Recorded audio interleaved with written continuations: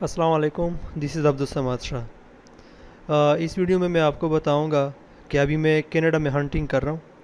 तो उसमें जो है टूल्स अच्छे काम नहीं करते हैं, डेटा जो है वो एक्यूरेट नहीं होता। सो मैंने ये टेबल बनाया हुआ है। इसमें मैं आपको बताऊंगा कि हम रेवेन्यू कैसे कैलकुलेट कर सकते हैं। यहाँ पे देखें, ये जो है वो नंबर है जो मुझे टूल से मिले हुए हैं।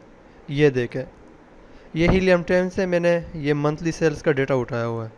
हीलियम 10 के मुताबिक कंपेटिटर 1 जो है वो 408 यूनिट सेल कर रहा है, कंपेटिटर 2 41, इस तरह देखते जाए। दूसरी बात यह है कि जो कंपेटिटर 1 है उसने लिमिट लगाई हुई है। जो मेरा मेन कंपेटिटर है उसने 3 यूनिट्स की लिमिट लगाई हुई है। अगर मैं उसको 999 तरीके से देखूंगा तो उसने जो है मुझे 3 यूनिट से ज़्यादा शो नहीं होंगे, तो मैं उसकी एक्चुअल रेवेन्यू भी मालूम नहीं कर सकता। सो मैंने क्या किया कि मैंने टॉप 10 कंपटीटर्स जो है उनको फॉलो करना स्टार्ट कर दिया और 7 डेज़ तक मैंने उसको चेस कर लिया और मेरे पास ये डेटा आ गई। अब ये देखें, कंपटीटर 8 ने भी और 10 ने भी लिमिट लगाई हुई है, तो इसका भी हम मालूम नहीं कर सकते। सो अब मैंने कुछ रेशोज़ निकाले हुए हैं, उसके ज़रिए से मैं मालूम करूँगा कि कंपटीटर 1 कितना कमा रहा है और कंपटीटर 8 की ज़रूरत अगर हमें पड़ी तो वो भी हम मालूम कर सकते हैं, और 10 भी। नंबर एक बात ये हो गई। नंबर दो ये कि हम इसमें देखेंगे कि जो हमारे पास टूल्स डेटा शो कर रहा है और जो हमारा एक्चुअल डेटा है उसमें कितना फ़र्क है। सो वो भी हम इस वीडियो में देखेंगे। सो चलिए मैं स्टार्ट करता हूँ। सबसे पहले मैं क्या करूँगा, इनका डेली यूनिट्स देखूँगा कि उनके एक्चुअल डेली यूनिट्स कितने सेल्स हो रहा है। तो मैं क्या करूँगा, सिंपली यहाँ पे लिखूँगा डेली यूनिट्स सेल्स। मैं ये लिखता हूँ और सॉरी नेट ऑफ कर देता हूँ। इसका तो मैं मालूम नहीं कर सकता, तो इसको ब्लैंक ही छोड़ दूँगा क्योंकि इसका हमारे पास है ही नहीं। तो मैं क्या करूँगा, अब डे 1 का मैं मालूम करूँगा। डे 1 का तो मालूम हो नहीं सकता क्योंकि उसके सामने कोई और डेटा है नहीं, तो मैं डे 2 का मालूम कर सकता हूँ। सो क्या करूँगा, सिंपल सा is equal two plus minus का फार्मूला, डे 2 माइनस डे 1। तो मुझे पता चला कि ये एक दिन में कितना सेल कर रहा है, 8। या फिर आप इस तरह भी कर सकते हैं, सिंपली ये कर ले कि is equal to D 1 minus D 2। मेरे पास ये आ गया। उसने वो जो है इस दिन उसने 8 यूनिट सेल किया है। मैं दूसरे दिन देखता हूँ कि अब क्या करूँगा, इज इक्वल टू ये माइनस ये कर लिया, ये आ गया मेरे पास। इसी तरह मैं क्या करूँगा, ये चेस करूँगा। अब मैं क्या करता हूँ, is equal to D 3 minus ये कर लिया, सॉरी गलती हो गई, मैं इसको वापस कर लेता हूँ और इज इक्वल टू, अच्छा मैं देखता हूँ कि ये सॉरी मैंने ये कर लिया। अब मैं is equal to D 3 minus D 4 ये कर लिया और फिर is equal to D 4 minus D 5 और फिर is equal to D 5 minus D 6 ये, और फिर is equal to D 6 minus D 7। ये मेरे पास इन दिनों के जो है इतने सेल्स आ गए, ये देखें। अब मैं सिंपल सा क्या करूँगा, इन सब को सेलेक्ट करूँगा और ये इन सब के ऊपर अप्लाई करूँगा ताकि मुझे ये सब का डेटा दे दे। तो उसने मुझे ये सब का डेटा दे दिया। ये देखें, ये मैं डिलीट कर देता हूँ क्योंकि वैल्यू है नहीं। यहाँ पे देखें, यहाँ पे कुछ माइनस फिगर्स नज़र आ रहे हैं, जैसे ये देखें, ये है। इसका मतलब ये हुआ कि उन्होंने अपने आप को रिस्टॉक किया हुआ है, जैसे हम यहाँ पे देख भी सकते हैं। ये कौन सा फिगर है, ये वाला। इसके पास 8 यूनिट्स बाकी थे तो उसने अपने आप को रिस्टॉक कर लिया, तो ये 157 हो गए। तो ऑब्वियसली अब यहाँ पे हमारी कैलकुलेशन गलत हो जाएगी, तो मैं इसको डिलीट कर दूंगा। ये मैं अपनी कैलकुलेशन में ऐड नहीं करूँगा, मैंने ये डिलीट कर दिया। इस तरह और जो है हमें दिख रहा हो वो भी हम डिलीट कर देंगे। फॉर एग्जांपल ये भी हम डिलीट कर लेते हैं, ये भी डिलीट कर लेते हैं। ये जो है ये भी इसने 3 दिन अपने आप को लगातार रिस्टॉक किया है। पहले दिन पे तो हमारे पास इन्वेंट्री मौजूद नहीं थी, क्योंकि हमने उसको डे 2 पे चेस करना स्टार्ट कर दिया था।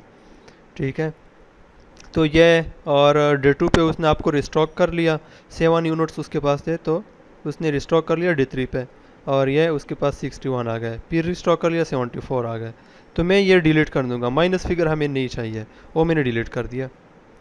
अब ये कुछ डेटा मेरे हमारे पास आ गई।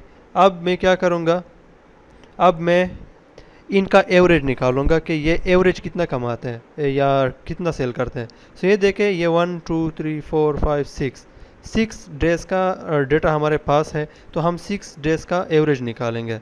सो मैं यहाँ पे क्या करूँगा,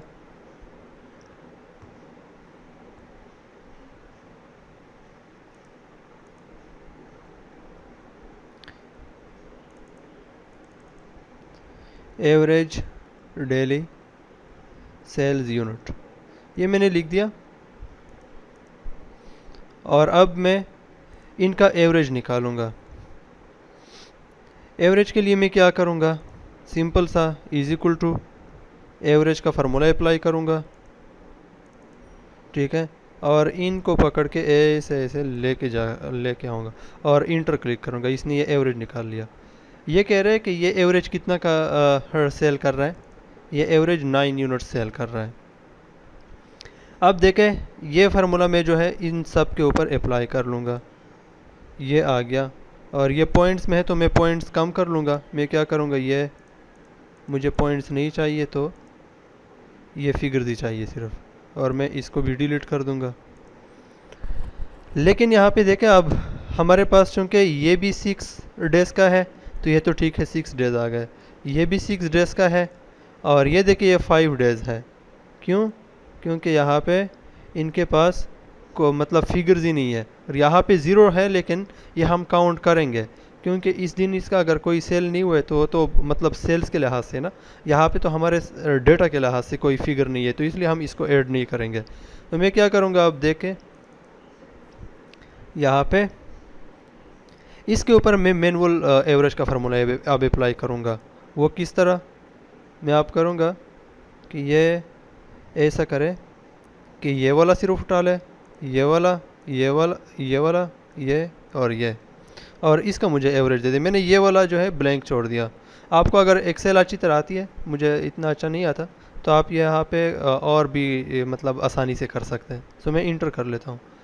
अब ये इसने इसको हटा लिया और बाकी 5 डेज़ का उसने एवरेज दे दिया। इस तरह मैं देखता हूँ अगर किसी और में हो तो इसका भी डेटा फुल है, ठीक है, इसका भी ठीक है, इसमें 2 डे नहीं है, ये तो मैं ये हटा लूँगा और वही कर लूँगा। मैं क्या करूँगा, यहाँ से ये हटा लूँगा और 1 ये 2, ये इधर मैंने कंट्रोल का बटन है उसके साथ दबाया होगा, क्योंकि वो फिर ये गलत हो गया। मैं क्रॉस कर लेता हूँ। एक्सेल इतना आता नहीं है तो आप अपनी राह से देखें। ये मैंने कंट्रोल का बटन दबाया हुआ इसके साथ, और ये 4 डेज़ का मैं सिर्फ एवरेज ले रहा हूँ, और ये इंटर, ये 4 डेज़ ही है, हाँ 4 डेज़ है। तो ये 4 दिनों का मेरे पास 15 डेली यूनिट सेल आ गया। और इस तरह इसमें जो है 3 डेज़ नहीं है, और ये सिर्फ 3 डेज़ है। तो मैं क्या करूँगा, ये क्लिक करूँगा और ये हटा लूँगा इनसे, और मैं सिर्फ इनका ले लूँगा, और ये आ गया। अब ये तो एवरेज डेली यूनिट सेल है, ये डेली जो वो बनाते हैं। अब मैं क्या करूँगा, मैं एवरेज मंथली कर लूँगा कि ये मंथ में कितना यूनिट सेल करते हैं। अगर ये डेली इतना कर रहा है तो ये पर मंथ कितना कर रहा है। तो मैं क्या करूँगा, यहाँ पे वही लिखूँगा, एवरेज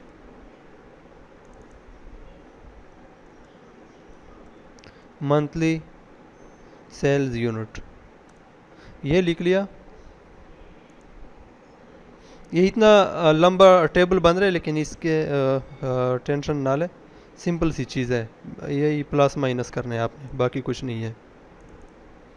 तो आप देखें मैं क्या करूँगा, मंथ में तो आप आई होप कि आपको पता होगा कि 30 डेज़ होते हैं। सो हम क्या करेंगे, हर एक के साथ जो ये बनता है इसके साथ हम मल्टीप्लाइड बाई 30 करेंगे। सॉरी, तो मैं क्या करूँगा, फार्मूला लगा लूँगा, इज इक्वल टू ये सेल जो है इसको मल्टीप्लाई कर दे 30 के साथ और जवाब दे दे। इसने जवाब दे दिया और ये मैं फार्मूला सब के ऊपर अप्लाई कर लूँगा ये, और इसको फिर से डिलीट कर दूँगा क्योंकि इसका डेटा हमारे पास नहीं है। ठीक है, या इसको कलर भी कर सकते ताकि आपको पता हो। ये मैं सेलेक्ट कर लेता हूँ, कंट्रोल मैंने दबाया हुआ है और ये, और इसको मैं कलर दे देता हूँ कि ये जो है बुरा इंसान है। ये अब क्लियर नज़र आ रहा है। सो अब देखें यहाँ पे थोड़ी सी चीज़, हमारे पास एवरेज डेली सेल कितना आ रहा है इसका 270 और टूल्स ने कितना बताया था 41। डिफरेंस देखें आप, सिर्फ यहाँ देखें एवरेज जो हम कह सकते हैं कि ये रियल डेटा है क्योंकि रियल डेटा के बेस पे हमने एवरेज निकाला, ठीक है, और उसको मल्टीप्लाई किया 30 से। अब इसमें कम या ज़्यादा भी हो सकता है, लेकिन आप डिफरेंस देखें कि कितना ज़्यादा डिफरेंस है। अब ये फॉर एग्ज़ाम्पल कम हो सकते हैं, चलो 350 नहीं है तो ये 200 तो होगा ही, लेकिन फिर भी देखें ये जो है 107 यूनिट्स आ रहा है, तो इतना ज़्यादा डिफरेंस है।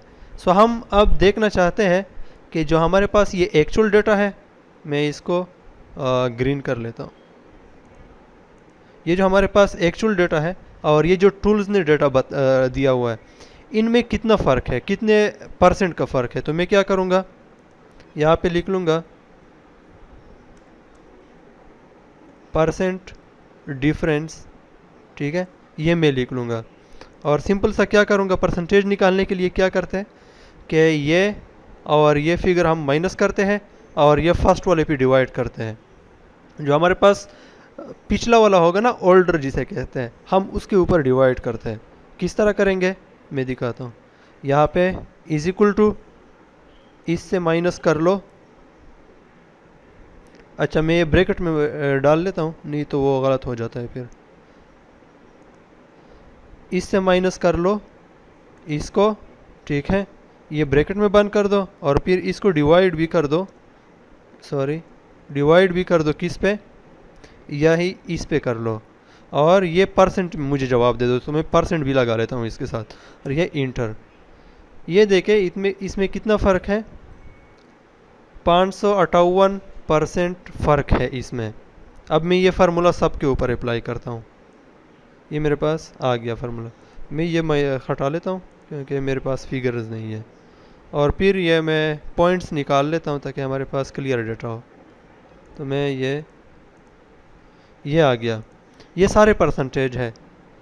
एक्चुअल डेटा और टूल्स के डेटा में कितना फ़र्क है, 559% का फ़र्क है, 227%, 94%, 413%, 222%। ये देखिए इतना परसेंटेज फ़र्क आ रहा है इसमें। अब मैं क्या करूँगा कि ये एवरेज डिफरेंस निकालूंगा कि ये चलो इसमें 559 फ़र्क आ रहा है, इसमें 227 आ रहा है, इसमें 94 आ रहा है, तो एवरेज हर एक में कितना % फ़र्क आ रहा है। तो मैं क्या करूँगा, यहाँ पे लिख लूँगा एवरेज % डिफरेंस, और ये मैं क्या करूँगा, यहाँ पे इज इक्वल टू कर लूँगा और इन सब का एवरेज ले लूँगा। तो मैं एवरेज का फार्मूला अप्लाई करता हूँ।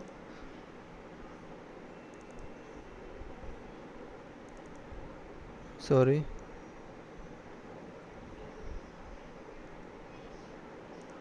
ये मैंने सेलेक्ट कर लिया। अब मैं सिंपल सा ये भी कर सकता हूँ कि यहाँ से पकड़ लूँ और ये नीचे लेके आता जाऊँ, लेकिन इसमें ऑब्वियसली वही मसला है कि इसमें ये एक सेल ब्लैंक है। तो मैं क्या करता हूँ कि सब एक को मैनुअली करता हूँ। मैं यहाँ से यहाँ तक करता हूँ और इसको फिर ऐसा करता हूँ। सॉरी, माउस का कंट्रोल थोड़ा खराब है।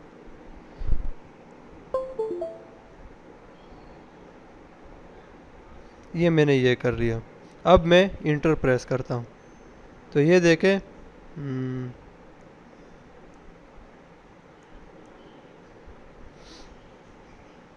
ये इसमें अब इतना फ़र्क आ रहा है। मतलब एवरेज 310% फ़र्क है टूल्स और एक्चुअल डेटा में। सो अब मैं क्या करूँगा, इसका मतलब ये हुआ ये 559 का फ़र्क का मतलब ये है कि अगर मैं इसका 559% ले लूँगा तो मेरे पास एक्चुअल डेटा आ जाएगा जो कि ये है। तो चलो मैं देख भी लेता हूँ, एक बार प्रैक्टिस कर भी लेते हैं। मैं क्या करूँगा, is equal to 41 multiplied by 559 जो भी कहते हैं इसे, और मल्टीप्लाई डिवाइड बाई 100%। तो ये देखिए ये 229% कुछ आ रहा है, क्योंकि वो पॉइंट्स में भी कुछ फिगर्स आ रहे थे जो कि मैंने वो कंसीडर नहीं किया, वो मैंने हटा लिया है। ठीक है। सो मतलब आप देखें कि अगर हम टूल्स का जो भी डेटा आता है उसका एवरेज जो हमारे पास आ रहा है 310%, अगर हम उसका 310% ले लें तो हमारे पास एक्चुअल डेटा आ जाएगा। तो इसका क्या मतलब हुआ कि देखिए कंपेटिटर 1 जो है, जो उसने लिमिट लगाई हुई है, अगर हम उसके टूल्स का जो डेटा है उसका 310% ले लें तो हमारे पास एक्चुअल डेटा आ जाएगा। सो चले हम ये करते हैं। मैं क्या करूँगा, कंपेटिटर 1 के ऊपर फार्मूला लगाऊंगा कि इज इक्वल टू ये जो आपका फिगर है इसको, इसका परसेंट ले ले कितना यार, ये, और मैं मल्टीप्लाई कर लेता हूँ। अच्छा, और इसको सॉरी 100 से भी डिवाइड करना है, या फिर इसके साथ परसेंटेज का साइन लगा ले। ये 1265, और मैं फिर से ये हटा लेता हूँ।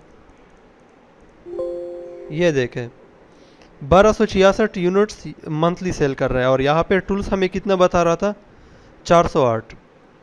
इस तरह मैं ये फार्मूला जो है इसके ऊपर भी लगाऊंगा। किस तरह, इज इक्वल टू आपका जो ये फिगर है इसको मल्टीप्लाई कर दें इसके साथ, और इसका परसेंट भी ले लें, तो ये आ गया ये, और फिर इसके ऊपर भी इस तरह फार्मूला अप्लाई कर लें। सो इस तरह से जो है हम टूल्स के डेटा से एक ऑब्जर्वेशन निकाल सकते हैं, और ये जो हम 99 मेथड अप्लाई करते हैं उससे हम डेटा कलेक्ट कर सकते हैं। तो जिसने लिमिट लगाई होगी उससे हम जो है अंदाज़ा लगा सकते हैं, जो दूसरे डेटा है उससे अंदाज़ा लगा सकते हैं कि लिमिट वाले कितना कमा रहे होंगे। जिस तरह हमने यहाँ से मालूम कर लिया, हमारे पास इसका एक्चुअल डेटा नहीं था लेकिन इसका टूल्स का डेटा था, और इसके जो आसपास लोग काम कर रहे थे उसका डेटा था ये। तो उनका एवरेज ले लिया हमने। एवरेज के बाद हमने डिफरेंस मालूम कर लिया कि कितना परसेंट डिफरेंस है टूल्स और एक्चुअल डेटा में। जब वो भी हमें पता चल गया तो हमने क्या कर लिया, सिर्फ उसका एक एवरेज ले लिया। एवरेज हमने ले लिया, फिर वो हमने टूल्स के डेटा के साथ मल्टीप्लाई कर लिया, और हमारे पास एक्चुअल डेटा आ गए। अच्छा, अब ये ज़रूरी नहीं है कि ये भी एक्चुअल हो, ये भी ठीक हो, मतलब ये ज़रूरी नहीं है कि ये 1266 यूनिट्स ही सेल कर रहे हो, इससे ज़्यादा भी हो सकते, इससे कम भी। ये सिर्फ एस्टिमेशन है, लेकिन हमें ये पता चल गया कि देखिए हर एक कंपेटिटर के सामने इतना डिफरेंस आ रहा है ये टूल्स के डेटा के साथ। तो हमें पता चल गया कि हमारा जो सेल होगा वो 1000 के आसपास होगा, 900, 800 या फिर 500, 600 कुछ भी हो सकते हैं, लेकिन ये नहीं होगा, क्योंकि हमने सिर्फ ये एक सेलर के बेस पे नहीं किया ये सारा कुछ, ये हमने टॉप 10 के सेलर्स के बेस पे कर लिया। ठीक है, तो इस तरह जो है आप ये बना सकते हैं। ये शीट में दे दूंगा, इसके ये समराइज़ और ये ठीक तरीके से मैं फॉर्मेट बना के आप लोगों को दे दूंगा, वहाँ पे आप अपना डेटा पुट कर सकते हैं। और बाय द वे ये मैंने अपने कंपेटिटर्स को जो है फॉलो किया था, उनको चेस किया था, और उनके ये 7 डेज़ का डेटा मैंने कलेक्ट कर लिया। सो ये मेरे प्रोडक्ट का ही डेटा है और ये एक्चुअल डेटा है। सो इस तरह आप जो है अपने कंपेटिटर्स को चेस कर सकते हैं कनाडा मार्केट में या MPL मार्केट्स में, जहाँ पे टूल्स अच्छे काम नहीं करते हैं।